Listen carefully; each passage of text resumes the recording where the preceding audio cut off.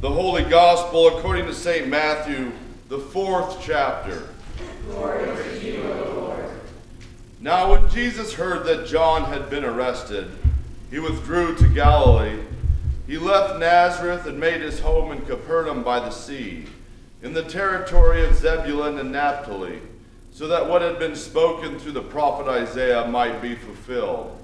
Land of Zebulun, land of Naphtali, on the road by the sea, across the Jordan, Galilee of the Gentiles, the people who sat in darkness have seen a great light. And for those who sat in the region and shadow of death, light has dawned. From that time, Jesus began to proclaim, "Repent, for the kingdom of heaven has come near."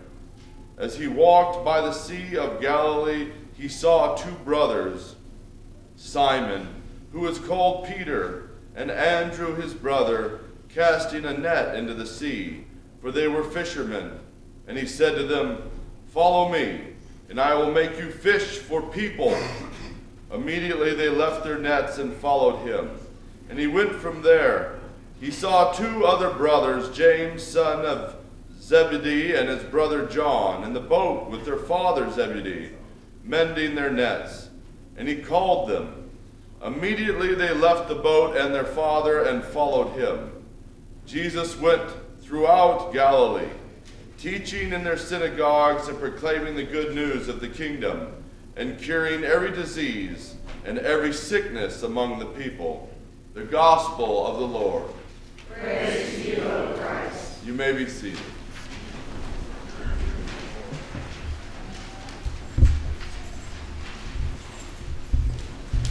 As I named with the children's message, I always liked this story, and I always liked the tune that went with it, that little "I will make you fishers of men," and probably in part because I liked to fish a lot, especially when I was a youth. And I would go fishing often in my grandmother's creek. She had 60 acres, and on her acreage she had a spring, but she also had a stream that came down through there, and then the spring fed into that stream to make it quite a bit larger as it passed through her place. No neighbors that you could see on her property, and I would walk along that stream and I would find where the brook trout had decided to set up for that year. And depending, because often it would flood, and so it would form new paths and new routes down through her property, and different pools would build. And so I would have to find the new spot and catch the brookies. And because the water was so clear, I mean, if the fish saw you, they just wouldn't take anything you could put in there. So I would very often crawl up to the edge of the bank and kind of flip the pole in there and watch it float down and see the fish even come up and hit it, and then immediately pull them right out of the water. And I loved doing that as a little kid. I think the record brook is something like 26 inches long, so they don't get very big. So even if you got just a 6 or 8 inch brook trout, you're pretty excited about it, and every once in a while you'd get something like a 10 inch, and you'd be ecstatic. I mean, that was great. And my grandmother grew up in the Depression, and while in the Depression, her father would go along the Columbia River and catch fish for them to eat. They didn't have a home, and they would live in the vehicle. And they would catch these fish for her to eat. And for some reason, she always loved fish. Even though she lived on it for years, she still loved fish. And so all the little brookies I caught, whether they were that big or 10 inches long, I would give to Grandma, and she'd eat them, all of it, right? She loved those little fish. So I always had a fondness for fishing. And then when I got a little older, my dad would borrow my brother's canoe, and we'd throw it on the minivan, and we'd run out to Rocky Lake or Starvation Lake, which were both about a half hour away. And Dad would come home from work, and we'd grab the canoe and we'd run out and we'd fish before dark, and very often we'd limit out. And we'd like to race the big boats that were backing up to the lake. We like to see if we could get in the water before they could. So we would park and pop the strap on the canoe, flip it down off the side of the van, throw the bucket in there, and at a run, go down to the shoreline, and I'd hop in the front as he pushed us off, and my goal was to catch the first fish before Dad could even get the canoe going. Right? Sometimes it worked. And we enjoyed then watching the big boats try to back up and realign and back up, and we were out there catching fish already. And we learned quickly what would work for us in these lakes, just like I learned quickly what would work for me in these streams. And it was something I enjoyed doing, and I was very good at it when I was a kid. I went off to college, fished very little, and then went to seminary in Minnesota, the land of 10,000 lakes, and fished a lot and caught almost nothing. All of the years of experience fishing in Washington State did not prepare me for fishing in Minnesota. It was different. It required different techniques. I didn't know how to fish in those lakes. I didn't know where to go. I didn't know where the pockets were. I didn't have generations of information to help me fish those spots well. And so even though I would fish 2 or 3 days a week, I would very rarely catch anything. And I began to learn and realize then that it takes time. You have to develop a knowledge of the area. You have to find out how to fish for those species of fish.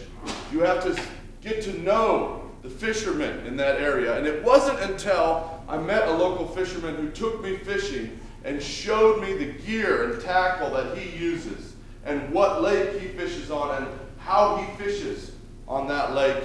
And all of a sudden, I could start catching fish in that region. And before long, I was doing all right there too. But it took a year before I could start catching fish in that region. And so I moved to Pennsylvania, where I've caught almost nothing. Almost gave up altogether. And I've learned that again, you go to a new region, you've got to learn a new way of doing it. It doesn't just come. You need a master to teach you, a guide to lead you. That every little area and every little pond and every little creek and every little stream requires a certain technique and approach. And if you know what you're doing and you're with someone that knows how to do it, then you can be successful at it. And Jesus sees these fishermen and says, "You like to fish? I've got a job for you. We're going to go fishing for people." And wouldn't you know, for the first few years, they catch nothing. They don't know how to fish for people. They don't know what they're doing. But they're with a master, a great leader. And of course we know, God in the flesh. And God begins to reveal to them what it takes to engage people in faithful ways that lead them to lives that are more meaningful and give them hope and purpose into the future in a new way. Very often, I see two camps that come with this notion of fishing or evangelism or outreach. We call it different things. And the one is a straightforward, formulaic approach. And by that I mean, if you hop through these hoops, then I've got you. If you do these things, then you'll be saved. If you walk through this formula or say this formula or believe these things or act this way, then the fisherman has caught the fish. The other camp is, I'm not much of a fisherman, so I'm not going to do anything. The two sides on this. And very often, Lutherans and mainstream churches in general fall in this category over here. Yeah, I don't know about this whole thing. I don't know about evangelism. I don't know about outreach. I'm not going to do what this camp does. I'm going to say that both are wrong. Well, they're both partially wrong.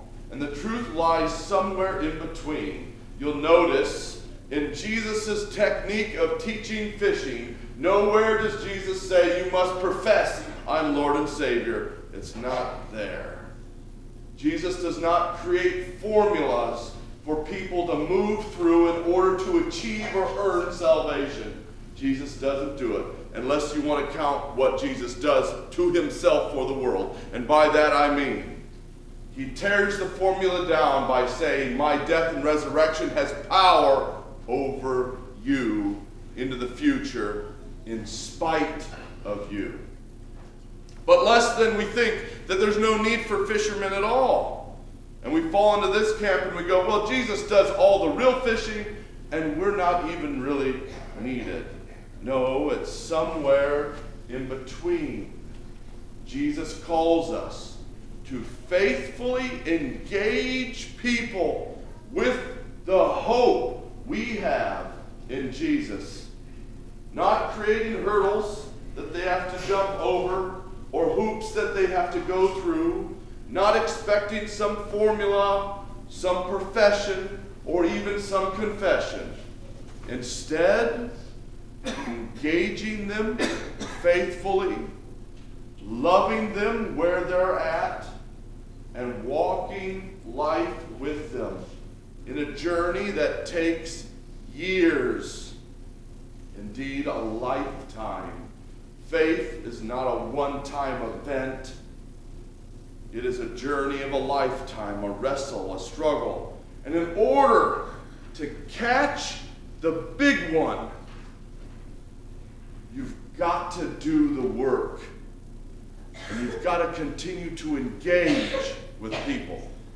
You've got to get to know them, build relationships, establish a rapport, get to know who they are, what makes them tick, and then share with them over and over again the hope that you have, because following Jesus is worth leaving your job for, your home for, your family for, your community for.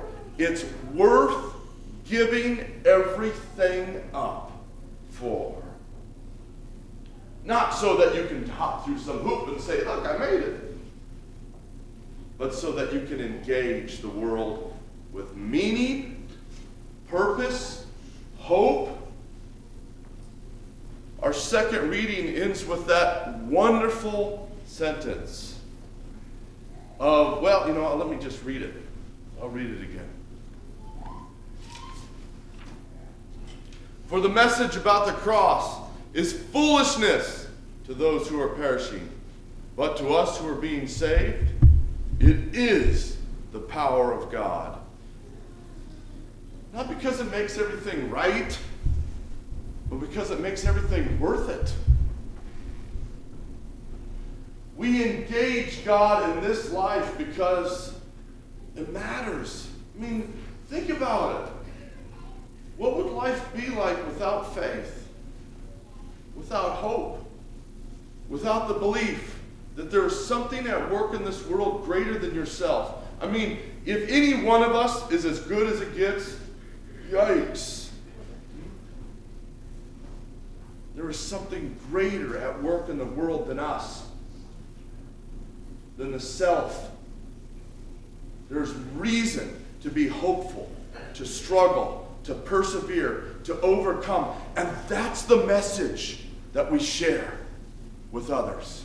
That's the net we cast, is letting them know the hope we have, so that they have that hope too, so that they can overcome the crud this world will throw at them. The hurt, the pain, the grief, the sickness, the lost, the addiction, all these things that the world will hurl at us and broken human nature will fall into over and over and over again are overcome by the surpassing love of Jesus. We need that now in this life and in the next.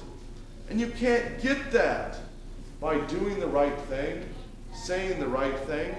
You get it by constantly struggling with what is right. By constantly engaging and wrestling. And that's how you catch others. That hope is infectious. That purpose, life-giving. And you share it with the world. You share that with the world so that they may have it too. And then they share it with the world so that all the world may know the love and hope that comes through Jesus alone, who demonstrated power over all the powers of this world, over politics, over death, over illness, over disease, over mental illness. God showed power over all of it and calls us to share that hope with the world. Jesus' evangelism technique is come and see. Come and see. Amen.